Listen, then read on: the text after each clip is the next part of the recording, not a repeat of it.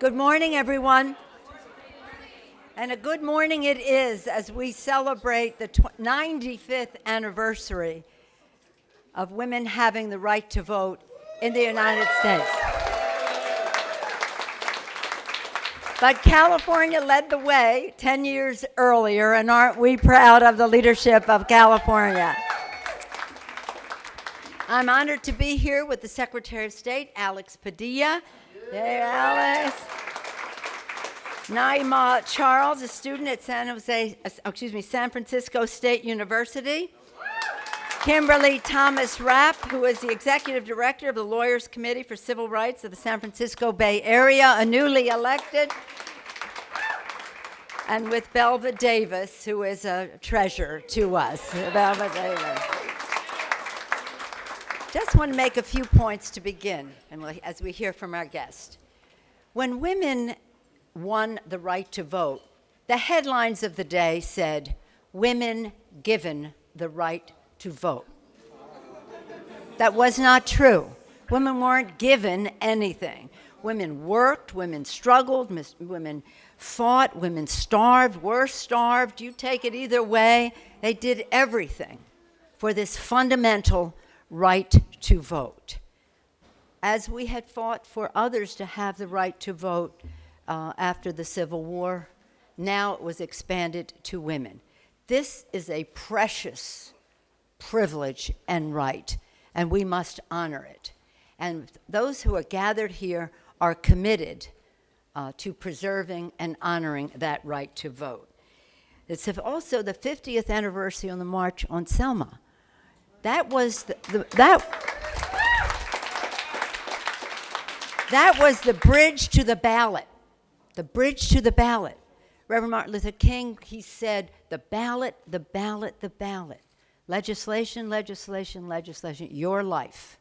The connection between the ballot and your life. People were beaten, they were killed, they were everything on that bridge to the ballot, including my great colleague, John Lewis, with whom it is a privilege to serve. But they made big sacrifices so that people could have the right to vote. And yet, there are some pernicious efforts to block participation to the ballot. And again, we don't agonize, we organize. We don't agonize, we organize.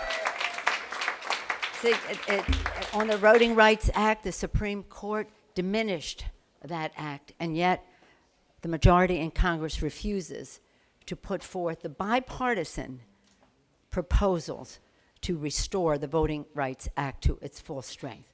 We cannot rest until we pass John Lewis's legislation to do just that, and that better. So it's a pretty exciting time because so many things are happening. The 50th anniversary, the 95th anniversary, the 105th anniversary of women in California having that right. But in the last election, 1/3 of the electorate voted. 1/3. And John Lewis contends that after the election of 2000 in Florida, measures were taken that greatly diminished access to the ballot.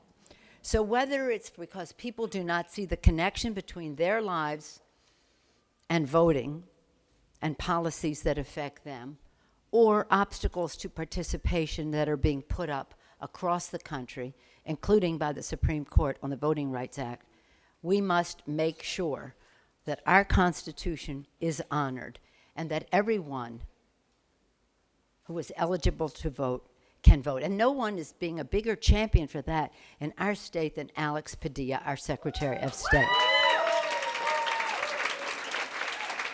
Over the years, the Secretary of State has had the role to remove obstacles to participation, to outreach, to engage people to vote.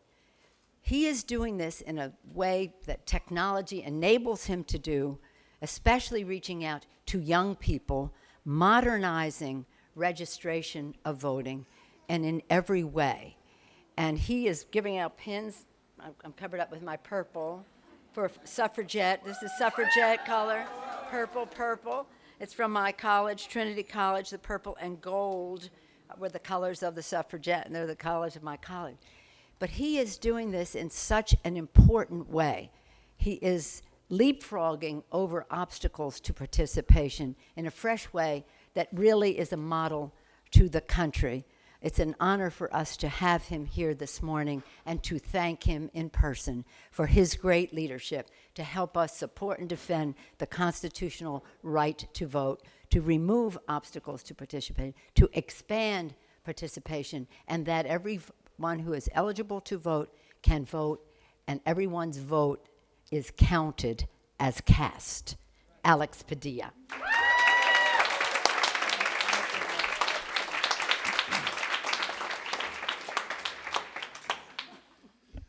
I still enjoy saying thank you, Madam Speaker, once and again.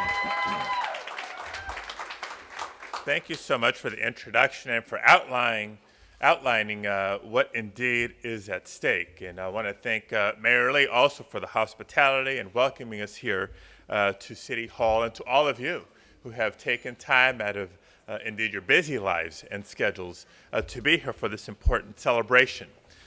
We are celebrating a lot of things today. We're celebrating the 50th anniversary of the Voting Rights Act, and Congresswoman, if you've misplaced yours, I'll give you the one off my lapel. So you can wear that the rest of the day. We had commemorative pins made celebrating the fact that California celebrates the Voting Rights Act. The California delegation 50 years ago voted on an overwhelming bipartisan basis for the Voting Rights Act. In fact, the floor leader in the Senate was a Californian, a Republican. So we believe the principles of voting rights is not a partisan issue. It's an American issue. It's a democratic issue. And we need to remember that. And yes, we're also celebrating the 95 years of women earning, winning, fighting successfully for the right to vote in federal elections. But as Congresswoman Pelosi said, prior to that, California was among the earliest states to afford the right to vote to women via a state constitutional amendment. And in the spirit of that celebration, we've put together through our state archives a display back here to my left, to your right, with some pretty fascinating images. They include an equality tea label. If you all remember, earnings, revenues from selling tea and tea parties were a big part of funding the suffrage movement and the successful campaign for earning the right to vote.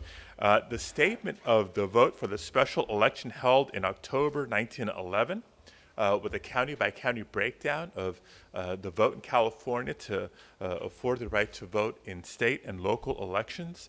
We also have a copy of the Senate Joint Resolution of 1919, when California helped ratify the 19th Amendment to the Constitution, and of course some of the petition memorabilia from the women's suffrage movement in the 1878 Constitutional Congress. So for the history buffs back there, I ask you to take a look at what we've brought. But this is the year 2015, and for much celebration as to what enfranchisement and voting rights has done, how far we've come as a country, we recognize that we have a lot more work to do. A quick survey of other states in the nation just in the last several years reminds us that hundreds of bills have been introduced. Far too many of them have been signed into law by dozens and dozens of states that have, in my opinion, rolled back the clock on voting rights. Over-aggressive purging of voter rolls, reduction of early voting opportunities, overly aggressive voter ID laws, like just one example, North Carolina, where if you're a student at a state university and you bring your student ID to the polls, that does not qualify to get you in, but a gun permit does. We have work to do, but you know, we're California, and whether it was being one of the early states in giving women the right to vote, or whether it's been our leadership on climate change or a whole lot of other policy issues, let's apply that same ambition in policy leadership when it comes to voting rights. So I ask for your support in a couple of measures we have working their way through the legislature. One that will do what so many have called for, and that is utilizing state-of-the-art technology to make voter registration automatic. If through the DMV we know who's 18 years old and who's a citizen, let's just automatically add people to the voter rolls and take one step, one barrier between people and casting a ballot in future elections away. So we ask for your support on that. We also have a proposal to modernize elections because, again, technology now allows us to afford voters flexibility, not just in how to cast a ballot in person or by mail, but if we look at vote centers that are in place in other states, we can give voters the opportunity, the flexibility of where to cast a ballot anywhere in your county, not just a polling place by where you live. Give voters flexibility of when to cast a ballot, not just on election day, but let's bring a minimum of 10 days of early voting to the people of California. We can and should do that. And that's our two-step counterpunch to those who are trying to roll back the clock on voting rights. We want to make it easier for people to be registered and easier to be able to cast a ballot in future elections. We fight for our voting rights, not just by playing defense, but by going on offense. And we're doing it together. The speakers today started with our fabulous Congresswoman Pelosi, who's leading the charge at the federal level. I'm happy to be doing my part at the state level, working with the governor, working with the legislature. We have community advocates, voting rights advocates today, but the next speaker is one of the champions of civil rights and voting rights at the local level. He's our host, your mayor of San Francisco, Mayor Ed Lee.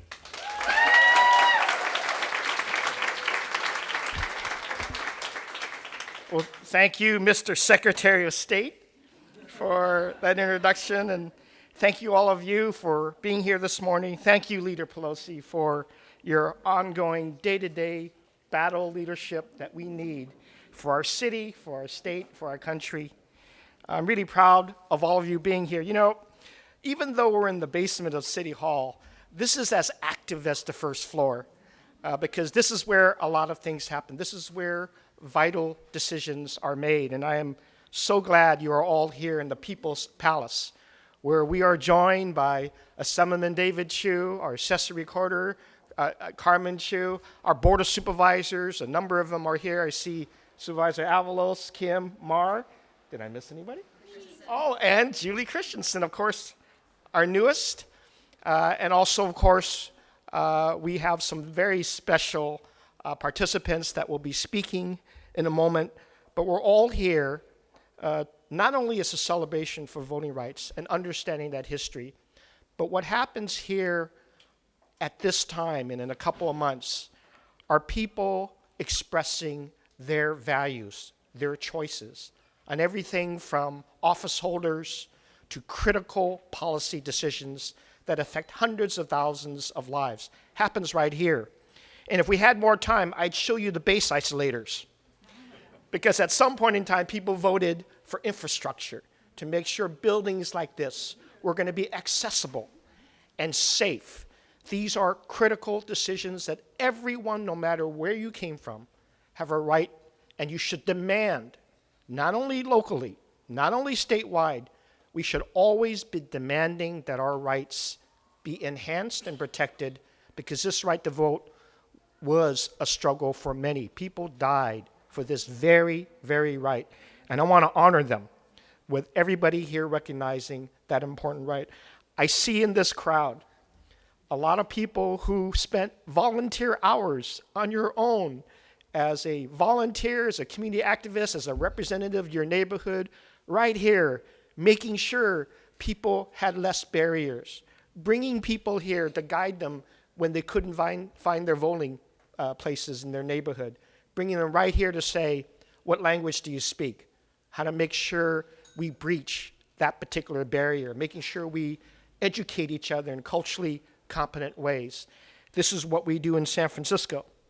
And as your first historically Asian American mayor, I should know more about those barriers, and I do, because as our parents and as our community leaders taught us, we had a very difficult history in this city, matched with the difficult histories of others who fought very hard before us. I honor them in their civil rights movement so that I can exercise my right and also the privilege of being the mayor here in San Francisco. So many people can dwell around the things that disenfranchised so many communities in our history. But we are here now. We know what freedom is. We know what that expression is. And whenever you're watching the Board of Supervisors and the mayor interact, you know that that freedom is very special. Well, we join with Leader Pelosi, our Secretary of State, Padilla, and others in this fight against the restrictions that have prohibited the right to vote, obstructing our electoral process. But we also join with advocacy groups that fight every single day, like our League of Women Voters, like our Commission on the Status of Women, the people that give us reason to come together and say that there is reason to fight for these things because they are about the way we want to live. And in San Francisco, that's a huge, huge objective. Equality for all has always been a San Francisco value and will always be. And I want to borrow a mantra that I know Leader Pelosi says everywhere she goes in this country. When women succeed, San Francisco succeeds. Yeah. Isn't that what you say? Well, you can see it in the very leadership that I have the privilege of working with every single day, and I'm proud. I'm proud to be in a position where I've been able to appoint Naomi Kelly to that seat as a city administrator. She's doing such a marvelous job. I was able to appoint Carmen Chu as our assessor recorder, Katie Tang to her place at the board. Recently, Julie Christensen as our newest member of our Board of Supervisors, highest level because women deserve it. And by the way, they do a great job with us. Yes. And you know, we have many examples, as our Commission on the Status of Women knows, because we have great leaders that have been before us. Leader Pelosi, Senator Feinstein, Senator Boxer, Congresswoman Spear. 4 very strong, accomplished women fighting for San Francisco residents in our nation's capital. That is a team foursome.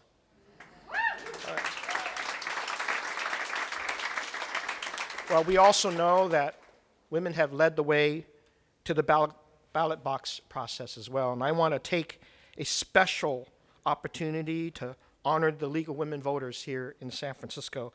They've led the voting rights movement in the city, providing vital election information, getting women out to vote constantly, and making sure the agenda was fuller than what the established agenda might be.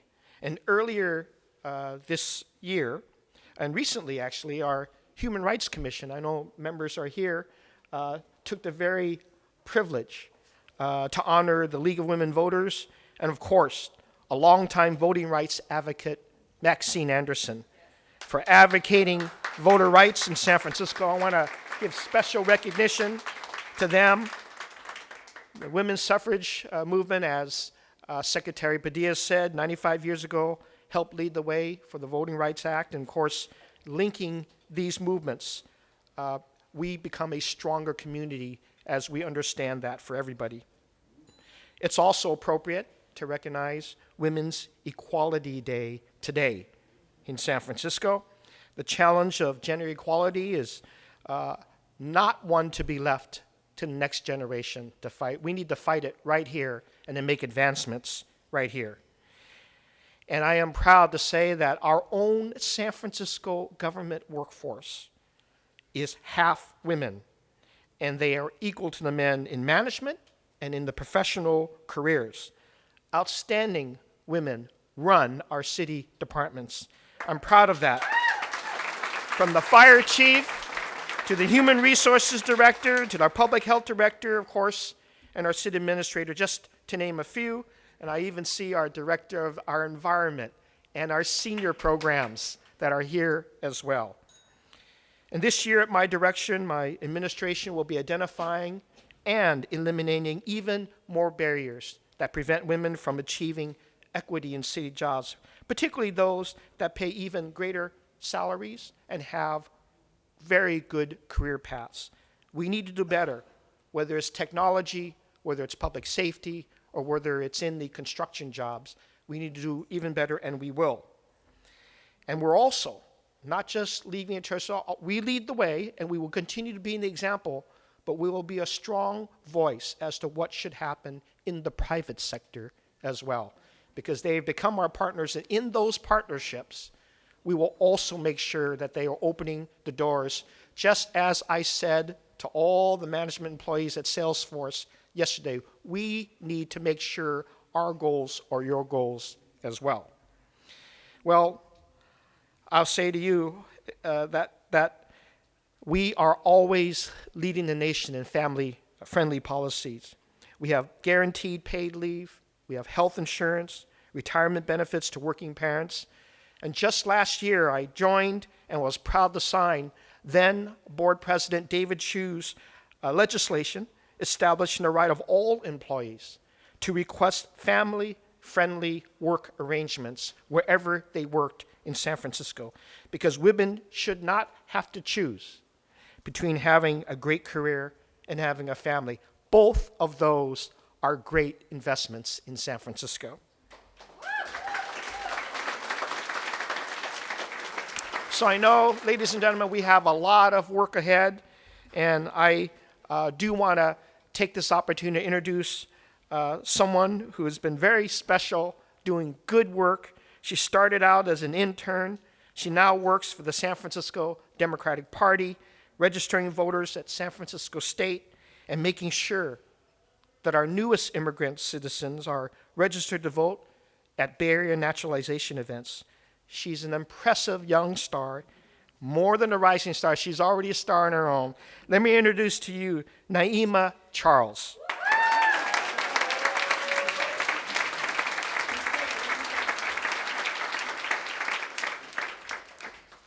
Hello, everyone. At San Francisco State University, we are a school of activists who will not be silenced. With rising tuition costs, a lack of funding to higher education, extremely high student loan debt, and with most students at my university, including myself, having to work 2 jobs or more to get through college, SF State knew we had to do a change. On my campus, we have over 30,000 students from various backgrounds. Many are first-generation college students.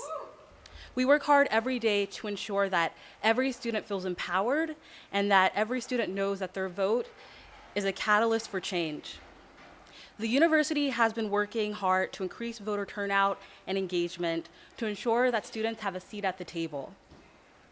We have an on-campus polling place so students are able to vote between classes. We hold events before every election to ensure that all students are informed of what they will be voting on. And many students are increasingly taking their message to voters through social media. Last year on our campus, we ran an aggressive voter registration campaign, which took advantage of an online voting mechanism, which reached over our 30,000 student population, allowing them to register to vote online and stay informed. We are conducting this campaign again, and will continue our massive voter registration and education efforts leading up to the 2016 election cycle. As we celebrate the 50th anniversary of the Voting Rights Act and Women's Equality Day, the importance of it has never been more evident, and we know that our job is not done. Because of the backgrounds that many students at SF State come from, we know what it means to feel silenced, and we work every day to ensure that our fellow classmates feel empowered to speak up and to vote, as we continue to advocate for those currently unable to do so themselves. I would now like to take the opportunity to introduce an amazing community leader, the Executive Director of the Lawyers Committee for Civil Rights of SF Bay Area, Kimberly Thomas Rapp.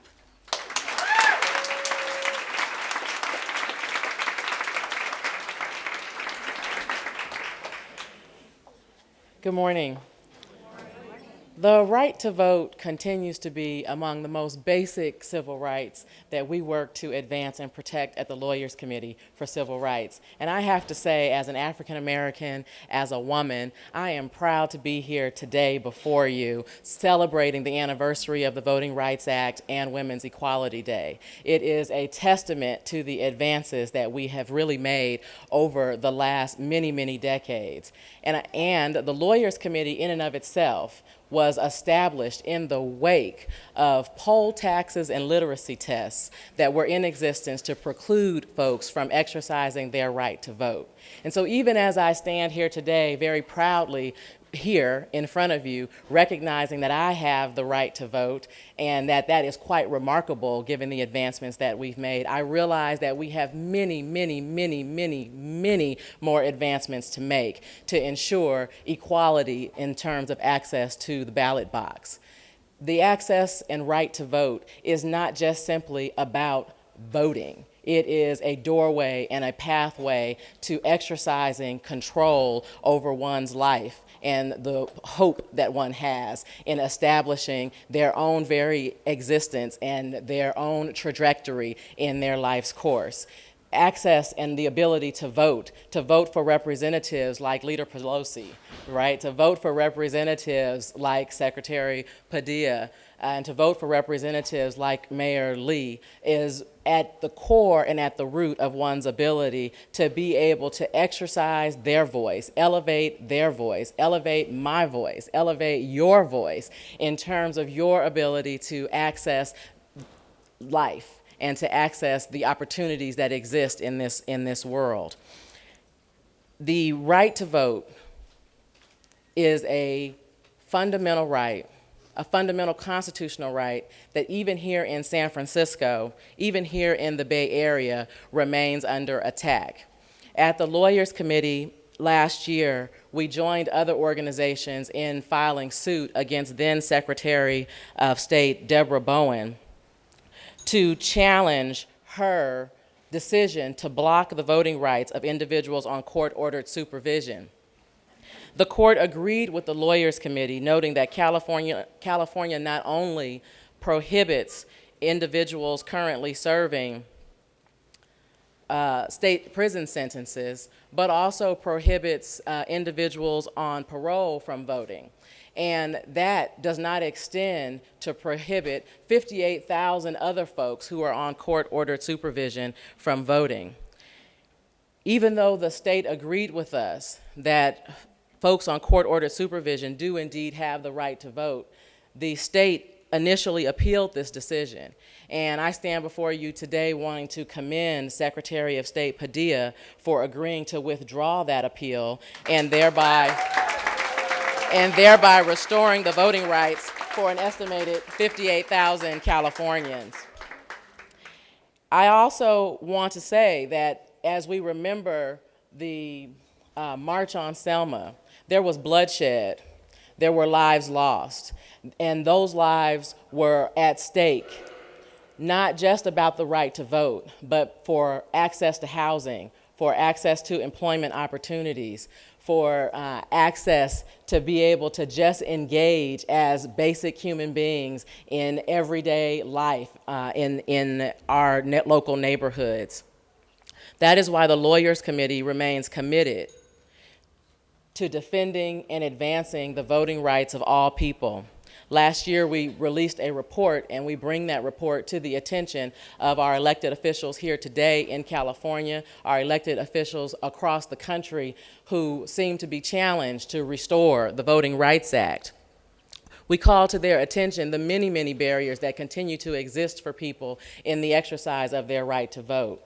Right here in San Francisco, there are poll workers that for some reason are asking people for their vote, their identification, in order for them to be able to vote. Even when asked why they were asking folks for their identification in order for people to vote, one poll worker reportedly said that he was checking identification contrary to California law because he wanted to be sure that no foreign nationals voted. That's unacceptable to the Lawyers Committee to have folks on the ground at polls standing in the way of the exercise of the right to vote. In addition, the report that we released entitled Voting Rights Barriers and Discrimination in 21st Century California identifies other acts of intimidation by poll workers, even the very mere presence of law enforcement officers standing over people, hovering over people as they attempt to exercise their right to vote. There are many examples of this throughout jurisdictions here in California. And of course, the Lawyers Committee has been very active through the years in addressing the vote dilution that can result from at-large elections. And the one of the very core and critical things that remain in front of us to address, in addition to continuing to challenge at-large elections, would be the barriers that exist for language access and disabled access at the polls. These are all things that remain in front of us even today as we stand and celebrate the very significant accomplishments that we have made with the Voting Rights Act and Women's Equality Day. So we call upon our leaders as we celebrate to not just celebrate, not just be present for the celebration today, but to be present for the work that still remains ahead.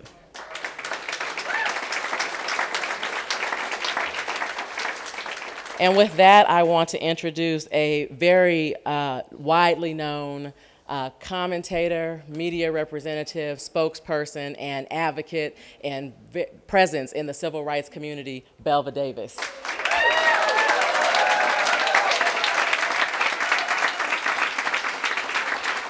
Thank you very, very much. Well, I'm the oddball here. I'm usually over there, taking pictures of people over here. Believe me, it's much easier to be out there. You know, if you'd ask me if I thought in 1966, when I not earned, but was presented a pathway to fulfill my dreams, if I thought that today, in 2015, we would still be talking about the right to vote, it just made no sense to me. I would have said no. If you had asked me, did I think that women would still be fighting for equality after all the work that had been done to get those first people in the door like me, I would have said no. There was so much energy there. So I'm going to devote my next few minutes changing my whole script. And that is to the thought that you need to remember where you've been so you will know where you're going.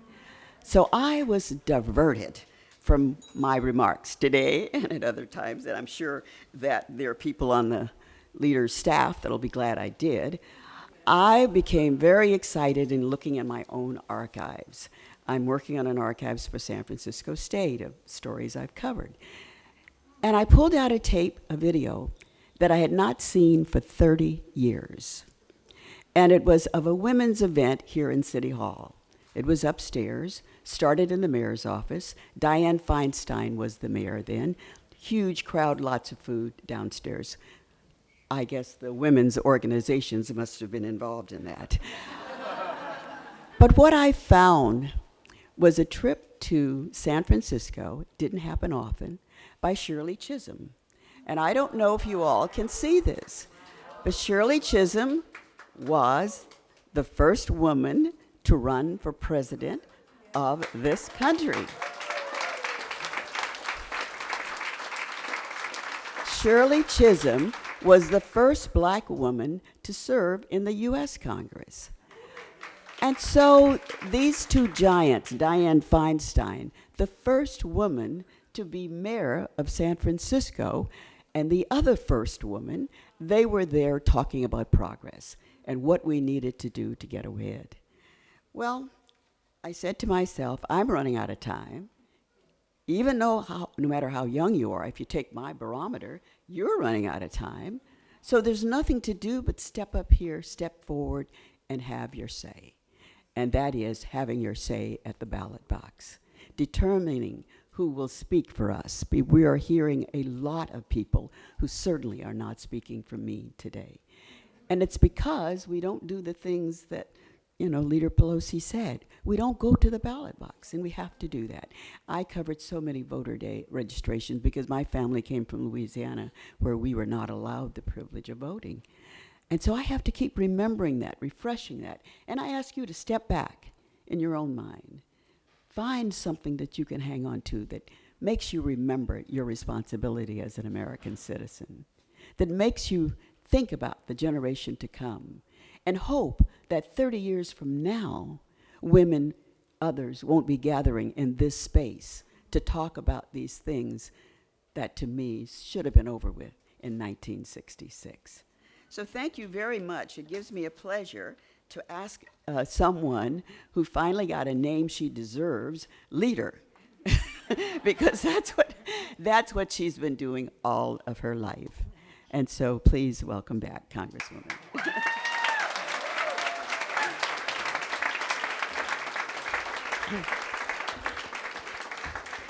Thank you very much, Belva, for giving us that really important and special perspective that you bring.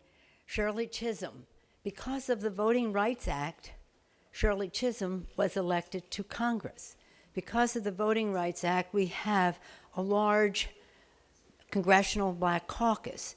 But not only that, Hispanic Caucus, Asian Pacific American, would not have happened without the Voting Rights Act. And I'm proud to say that the majority of the House Democratic Caucus in the Congress of the United States is a majority of women, minorities, and LGBT community members. That's a remarkable thing. As Belva said, listening to others, listening to Kimberly, listening to all of our speakers, it brings up other thoughts. But before I say a couple more closing remarks, I want to acknowledge a great leader for equality, women's equality, equality for all, Willie Brown.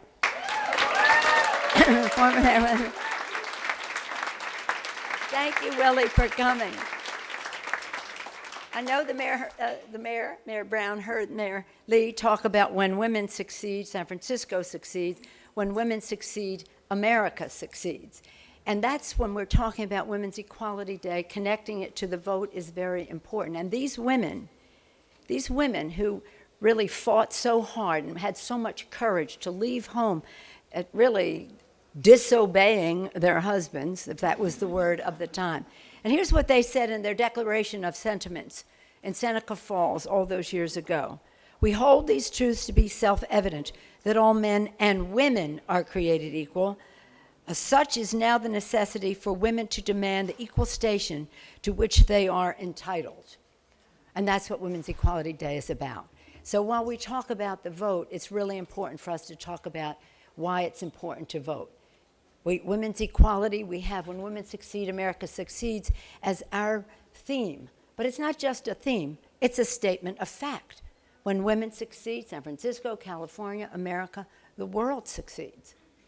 And what we want in those pillars under that mantra are equal pay for equal work, raising the minimum wage, affordable quality child care, paid sick leave, all of these things which will unleash the power of women in the workplace, whether it's in a public place, whether it's private sector, whether it's the academic world, wherever it is, and whether it's just being at home and be able to balance family and outside obligations. So that's why this is important. And that connection between your life, legislation, and the ballot is very direct. We heard what was said about what Secretary of State Alex Padilla has done, and Kimberly referenced a recent action. His election was very close. If enough people had not turned out, we would have a Republican in that seat, and do you think that the actions that he has taken would be occurring now? We stand in front of the Department of Elections. The Department of Elections, the key to our democracy. Our founders, they sacrificed everything, their lives, their liberty, their sacred honor, they said, for a democracy, a government of the many, not a government of the money. And right now,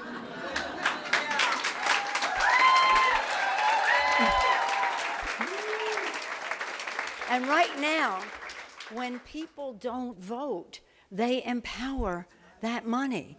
One of the biggest suppressors of the vote, in addition to these nefarious schemes that they have across the country that Alex referenced, right now, one of the biggest suppressors of the vote is money, big, unidentified, dark money, suffocating the airways, flooding the airways, buying all the time, so that people just really don't have a chance to hear the facts and the truth. That suffocation of the airwaves is what we must contend with. And, well, they have endless money. We can have some, but they have endless. And the only way to counter it is by having the currency of the realm, the vote. And so we're at a place in our country right now. We're at a place where we can make all the difference of the world by just honoring the work of those who marched in Selma, of those women suffragettes, even further back by recognizing how precious the vote is. And what excuse do we have for not voting? And how important it is into the lives of the families of America and to the future of our country. And look, their suppression is because of their fear of the new and the different. And America is a country where the beauty is in the mix. And many of these anti-voting initiatives are directed at that future, that beauty, that mix, that diversity. So again, we have a very big responsibility to vote, to make sure others do, to remove obstacles. As you've heard here, whether at the student level, aren't we proud of what